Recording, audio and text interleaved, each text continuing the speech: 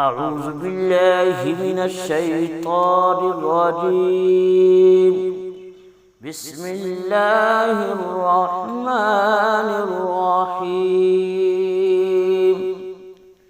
يا أيها الذين آمنوا استعينوا بالصبر والصلاة